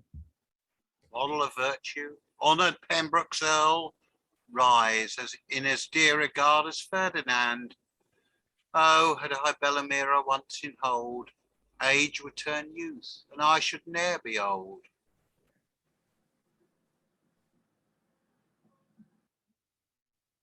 Had I my Catherine once again, our joys were then stretched to the highest strain. But she was ravished and then murdered. Bear not that hard opinion. Roderick's tongue slandered that prince and did his virtue wrong. Louis of France, hear what an English earl speaks in the front and view of all thy host. If ever Ferdinand stained Catherine's honour, I was a party, yet in all your camp Who dares step forth and call me ravisher? No, France. No, Pembroke is an Englishman, highly derived, yet higher in my thoughts, and for to register mine acts in brass, which all-devouring time shall ne'er raise out, have I through all the courts of Christendom in knightly trial proved my virtue sound, raised England's fame aloft, and shall I now, in her next continent, her neighbour realm, France, on whose bosom I may stand and see that blessed soil that bred and fostered me, soil all my late got honour to consent unto a royal prince's ravishment, I'd sooner from a mountain cast myself, or from a hungry lion tear his prey, than dare to act a deem so infamous. Enter Katharina. But words are air. Louis, behold this face. This proves our honour clear from all disgrace. My Catherine! My dear sister! My fair love. See, princes, love's effect. She flies your hand to live embraced with her dear Ferdinand. And heaven forbid that we should sunder them. Navar, reach me thy hand. Grim war is fled, and peace shall end the same in a nuptial bed. Son Philip, ratify your sister's choice. Even with my soul, forever live you blessed. O Bellamira, had not cursed Burbon, for beauty robbed thy cheeks with leprosy, hadst thou but stayed with me as is their state, so had been mine, happy and fortunate. Enter the clown, attired like a gentleman, Bellamira following with a scarf on her face. By your leave, sweet bloods, may a gentleman or so deceive 2 or 3 ounces of words in this assembly?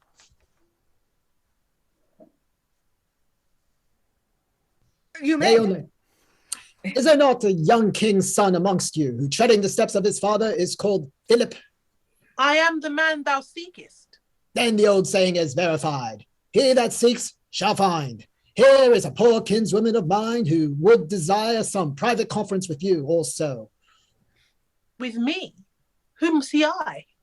Bellamira! Daughter!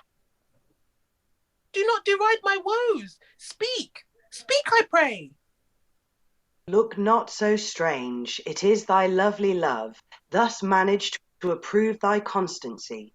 Embrace her then, and now Navar and France, here end your strife, and let all hatred fall, and turn this war to Hymen's festival. This Pembroke's counsel we subscribe unto. Belike doth France. Lovers, embrace your loves, and captains, join your bands, mix power with power, and let those swords which late were drawn for death sleep in their sheaths.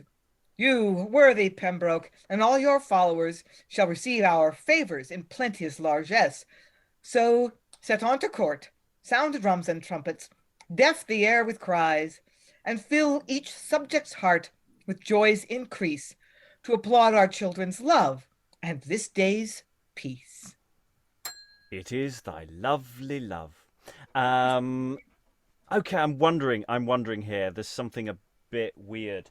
I'm wondering if there's a doubling strangeness going on here, because, you know, Bellamira followed with a scarf on her face. Because when it said that, I thought, oh, they're going to pull it away, and she's going to be revealed magic. There was a herb, and there was a thing in the woods, and it was all, and she's magically fine. No, just so I'm just wondering if it's a different actor, and that they're doubling, you know, or something weird's going on here. I don't know that's weird. So weird, Dan. But wasn't he suggesting already that she wear a mask? A black mask.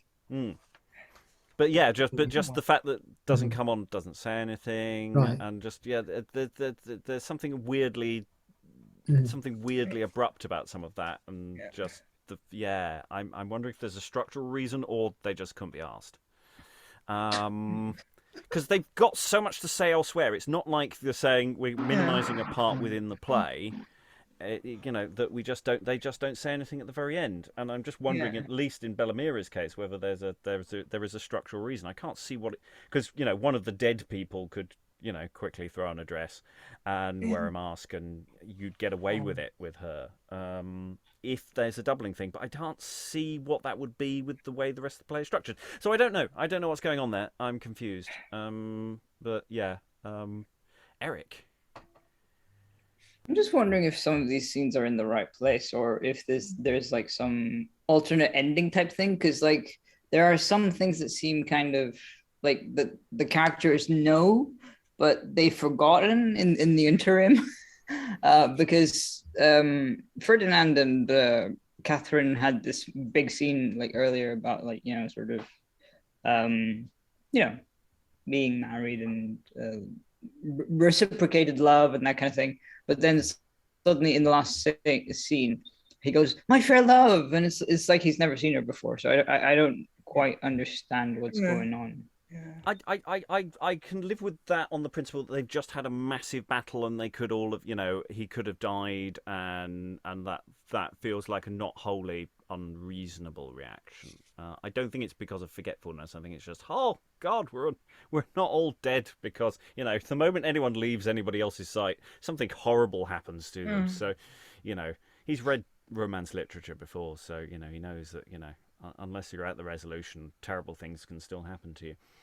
I mean, in many ways, all the loose ends are tied up. I mean, everyone's sort of married off to the right people, and by and large, apart from Dick, who's well,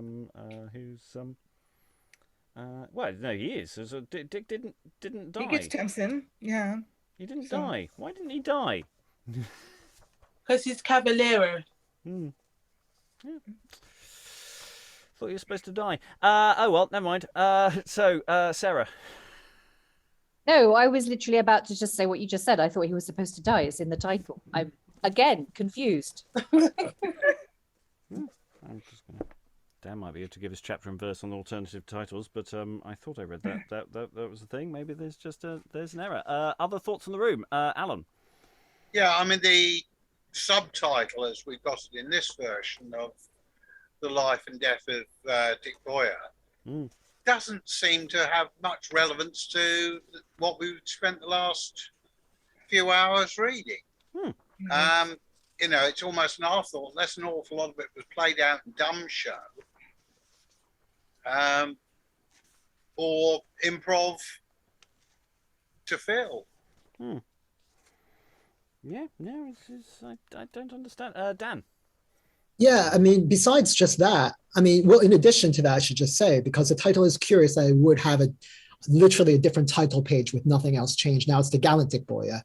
But then I'm just looking at, this is one of those printers I've studied a lot, Simon Stafford. In the same year, he printed King Lear, and it's funny because we brought that up earlier. It's the same kind of humor brought into that. But, Lear is about 3,000 words longer. And it's got all the same hallmarks in terms of the printing style of it. And yet there's a lot of extra white space in between the stage directions and the text in this text, as if the printer was trying to make it a longer text. And I don't know why, because 20,000 words seems to be, well, that's fine, right? Yeah, that's so why would we print it? A playbook printed in the same year as Lear, with everything else the same, except that you're trying to extend it out. I don't know why that is. Yeah. Well, it might be. Paper's not cheap, right? I mean, well, that's actually been sort of. That's been disputed now lately. Heather Wolf had written this really interesting blog post about actually paper that's possibly a myth that's been perpetuated by everyone. Paper wasn't too cheap; was actually pretty cheap, because we see so many fly leaves at the end of every page, and studies have been on this and saying, you know what, maybe paper wasn't that expensive after all. Because I think The Life and Death actually comes from the entrance for the Stationer's Register, so it might not actually be its title. It might just be a cock-up on the entry there, rather than as it was printed, because I don't know if it was printed with that title. It was actually. I'm looking at it right now. Oh, it was. Yeah. So, and I'll say it's with The Life and Death of Cavaliero Dick Bowyer. Maybe he comes on at the end when everybody else is gone and dies. Or something. I don't know. Maybe there was a jig at the end with his death. Sorry, Elizabeth. Yeah. Firstly, if it's just freely available, Dan, could you put that link to that blog in the After Hours page on Facebook. That will be fascinating to read. And then I just had a sense of like, we kind of have got lost in terms of time and place in the second half of this play, and it kind of careens, it just sort of meanders through these alarums, and then it careers to a halt. It kind of abruptly stops, and the Bellamira thing I thought was very weird. The whole setup of the hermit in the woods was to do that reveal of, oh, look, she's all whole now. And that was, as Rob said, that didn't happen. So I was just thinking, like, in terms of time and place, the play kind of got scattered. We're not sure where we are by the end. Are we still in the battlefield, or have we come to a throne room? Like, where are we? And how much time has passed? And why is so much not resolved when there was so much meandering going on with these alarums? I'm not so sure that that's quite how it plays out. I mean, yes, there are a lot of alarums. There's a lot of fighting back and forth, but we're still clearly on the battlefield. They've gone, let's fight again, because they haven't. Neither side has won. The bad people get killed, and everybody gets, married off to the right people at the end. So in a sense, it sort of does a pretty conventional ending relatively efficiently. I mean, it's in a sense, I'm objecting to its efficiency, because it's a case of I'd quite like some of the characters to say something at the end, because it'd be quite nice. And it would be nice that we got some idea of what's happening with Bellamira at the very end. I was expecting to say magical cure, but no, there isn't one. She's just as it is, which perhaps is more realistic. I don't know. Does Philip say he doesn't want to marry her anymore, or does he marry her? No, he's still, he's not a normal chap. He's still with it. Oh. Otherwise, there'd be a war. Anyway, he's kind of locked into that one. Briony. Yeah, I just feel like the women of the play have sort of dissolved today into nothingness. They had a lot more to say yesterday. And then that lack of real kind of satisfying ending for Bellamira just really heightens that for me, the feeling of what happened to the female characters in there. Well, Katharina gets a good whack. It's true, Bellamira does sort of disappear. I think there's something structural going on because of all the battle scenes. I think everybody's in armour, and that they're all running around, and that there's a sort of very last minute, whoever's free gets shoved on with a mask for Bellamira at the end. That's sort of, I don't know if that's true. I could be just pitching that, but it feels like something structural's going on there, and it is also mostly about the chaps waving their willies around, really, isn't it? Does seem to be kind of what the play's leaning into. So, we have time for final thoughts this time, and for those who've been here for the whole time, it's a wild ride. I'm going to call it. I think it might need some adjustments, but I kind of enjoyed the wild ride for all its problems in places. That I don't know if they can be solved, or will you just go, yeah, what do you do with it? So yeah, Lynn, any final thoughts? Yeah, I enjoyed it too. Probably my biggest question is that long battly sequence. I mean, it could be really fun if you had a really good fight choreographer who could kind of do comic fighting scenes, and if it moved really fast. I think if it was just frenetic, it might be super entertaining.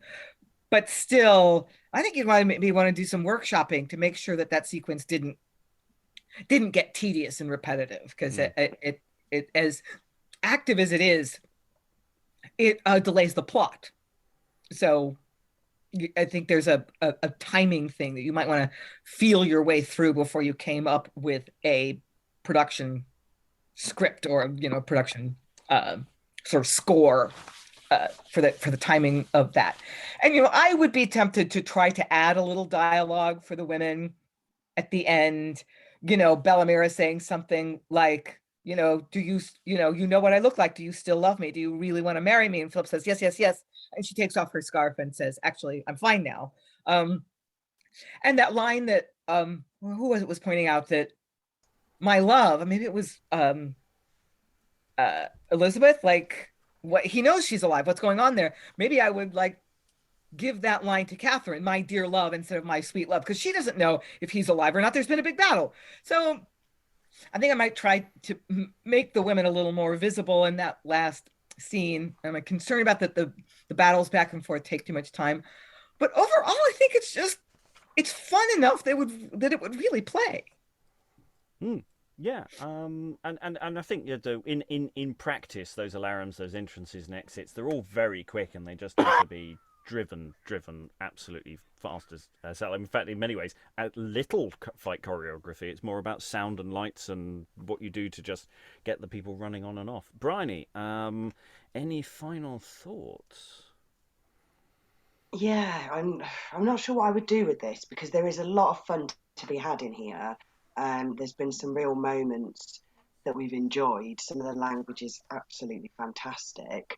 So I wouldn't write it off just because I'm feeling a little bit disappointed at the end with the female element of it. But yeah, I don't know. I don't know whether there'd be, I don't know, a way to just do it completely differently. Like, I don't know, like have something less, because they've sacrificed a lot for the sake of having these little fight bits. So I don't know, could they do it as like, I don't know, like dance offs or something really silly, just completely different. I don't know. Yeah, it's given me lots to think about this play. Well, personally, I think Pembroke and Ferdinand should get together at the end anyway. I mean, it's clearly their relationship is far stronger than any other combination. Sarah, you weren't here yesterday. You've come in halfway through. Did you vaguely disentangle what the hell was going on? Vaguely. I don't think it matters, though, honestly. I mean, you were talking earlier, Rob, about, it was reminding you of sort of 80s action sequences.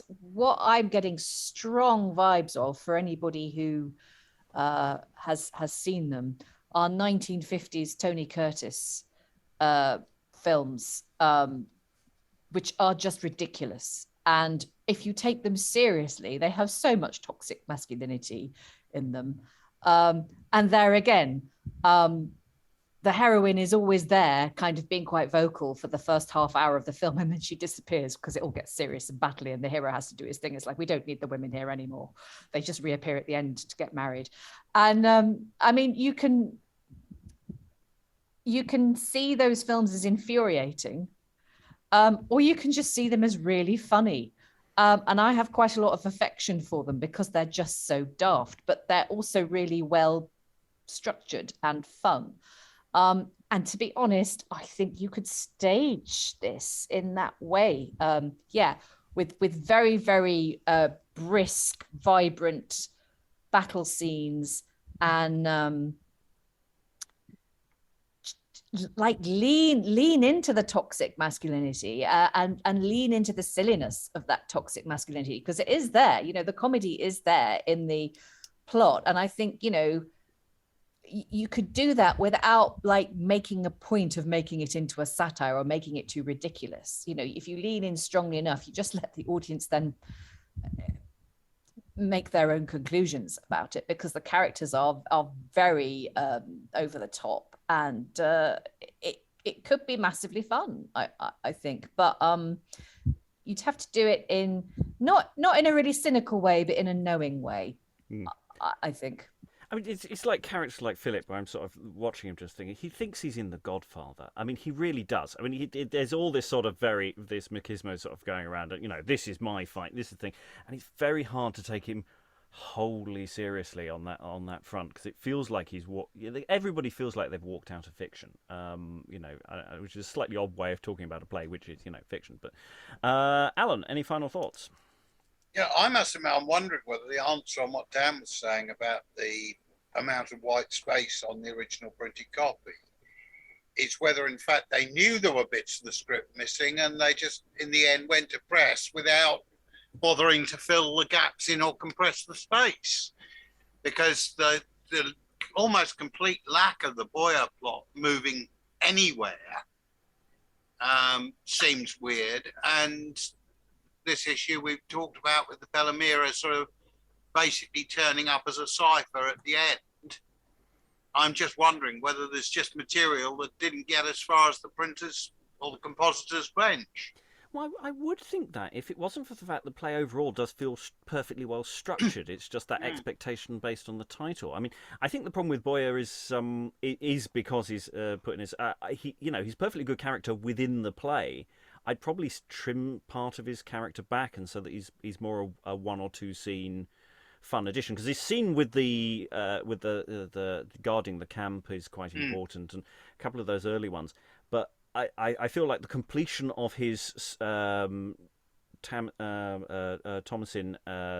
Peter plotline, which seems it's trying to echo the three-way romances that we've got elsewhere in the play, but it's not developed anywhere, so it feels annoying rather than satisfying. It might in performance be fine, but I feel that maybe there's something missing there, or just it was a nice idea, they didn't need to push it any further. I don't know. The other thought that I had partway through was I found some echoes of the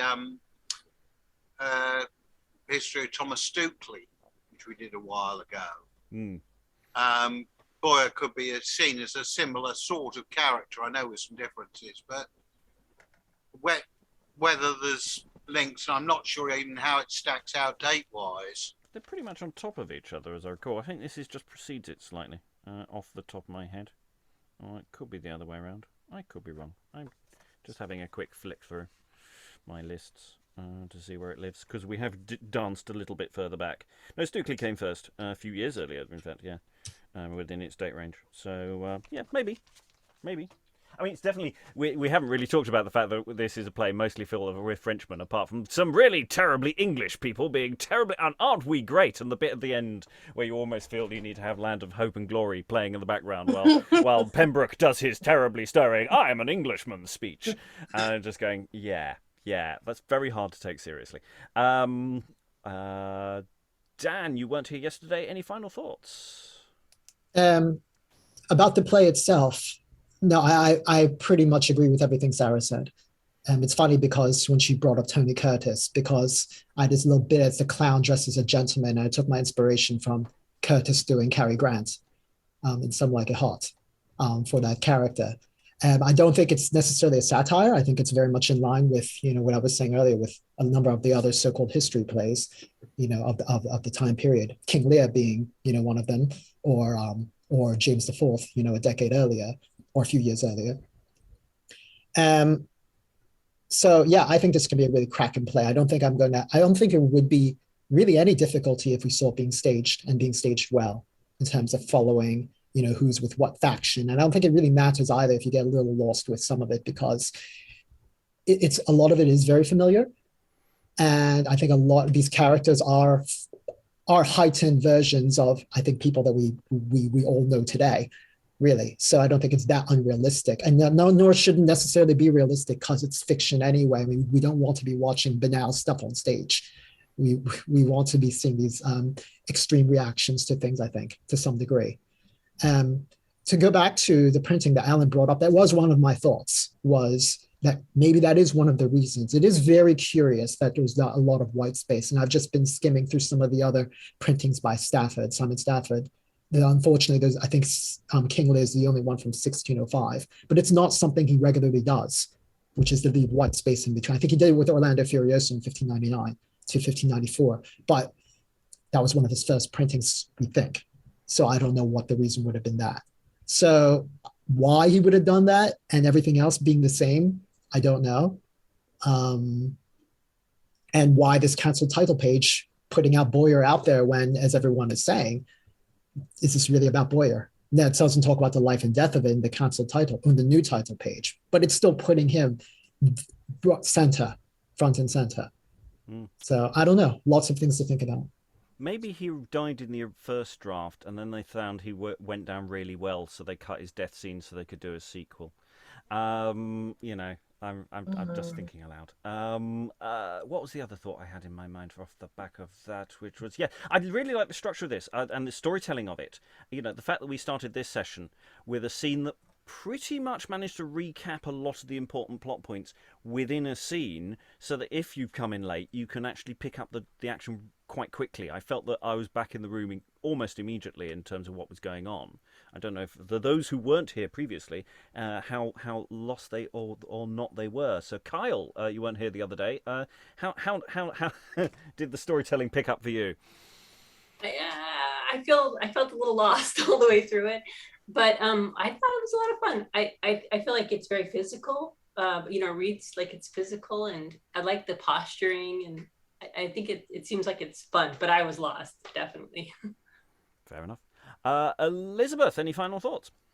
Yeah, I agree with a lot that's been said in the room. I think there's been a lot of really positive comments made about the text. I think that the first half of it is so good, and the second half of it has lovely speeches and really good lines, and that the ending, I feel like the reason why the ending is maybe unsatisfying for me is because we split this play into two, and I was thinking this one definitely is not one you split into three. It's one that is a play that you must have at pace all the way through for you to kind of keep up with everything that's going on. I liked it. I feel like it was good, but it had the potential to be great. I almost feel like there was something missing with this one, and can't quite put my finger on it, but I feel like this could be one of the really, really strong plays we've done, but it's just okay. And I'm not sure why that is. Yeah, you're absolutely right. There's one reason. There are two reasons why we didn't do it over 3 sessions, even though it's the same length as text we usually do over 3 sessions. One was it was just impossible to break up into 3. Actually, the way some of those scenes are just so long, and I don't like stopping mid-scene. I sometimes have done it. So that was one reason. The other reason we didn't have enough readers tomorrow. But there's all sorts. Eric, any final thoughts? Yeah, I'm just wondering if you have to sort of like do as a breakneck speed so no one notices the gaps. But like, because it does have moments of that you can relish, and then moments that have to be really, really like, as we've said, action, fast, and so on and so forth. What I was wondering is maybe this is a sort of star vehicle play, hence they named it like the Gallant Dick Bowyer rather than whatever the original title was, Trials of Chivalry, which is kind of vague, I guess, compared to the life and death of Dick Bowyer. No, it's an interesting play. I think I put it in the chat earlier that I kind of wanted Bellamira and Katharina to just like elope in an LGBTQ spin on this. But I mean, obviously it's not like, required. And as you said, you kind of wanted to Ferdinand and Pembroke to get together, so that would work out kind of. Philip would feel left out, but I mean, yeah. Well, I'm sure he just murdered a couple. He could go off, be a It's hired fine. assassin. I think he'd be quite happy doing that. Just going out righting wrongs. Definitely. And things. Okay, we have run out of time. I'm sure we will return to the Trial of Chivalry, almost certainly the last play from the 16th century that we will have done a first look on. We have run out of the 16th century. There's still entertainments and little other odds and ends, but in terms of your pucker drama, we've run out of scripts. So that's your lot. So all that remains, thank all the wonderful readers for their wonderful reading. Thank you very much, everyone, and goodbye. I am a rabbit sucker.